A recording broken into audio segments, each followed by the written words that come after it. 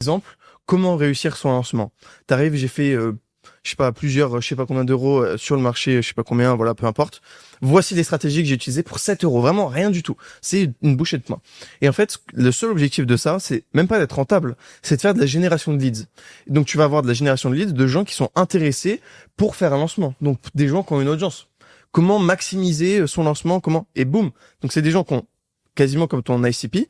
Et ensuite, Je prends des notes. ce que tu fais, c'est déjà sur la thank you page, tu leur proposes un call pour un onboarding gratuit sur Bonzai. Et en plus, après, tu peux bâtir de la relation par email et leur vendre Bonzai, leur expliquer comment elle fonctionne, le tool, leur expliquer la vision. La vision, c'est super important. C'est primordial même je pense pour un SaaS, c'est la vision. Pour être rentable sur un SaaS sur le long terme. T'attires des gens avec quelque chose dont ils ont besoin, dont tu fais pas de rentabilité. Normalement, tu t'en fous d'être en perte. Ton seul objectif, c'est générer du leads.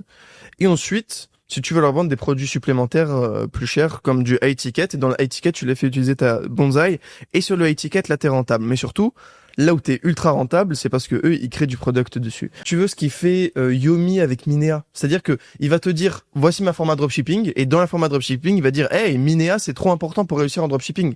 Donc son software pour traquer, pour espionner les publicités. Donc il fait d'une pierre deux coups, quoi. Et bon, lui, il est rentable en front, évidemment, vu qu'il fait beaucoup d'organique et qu'il est pas rentable en ads, je crois, quasiment sûr, en fait. Il est très difficilement rentable en ads. Je sais pas si sur son dernier webinaire il a été. Néanmoins, il prend 2 fois derrière sur Minea, ce qui augmente la valorisation de sa boîte.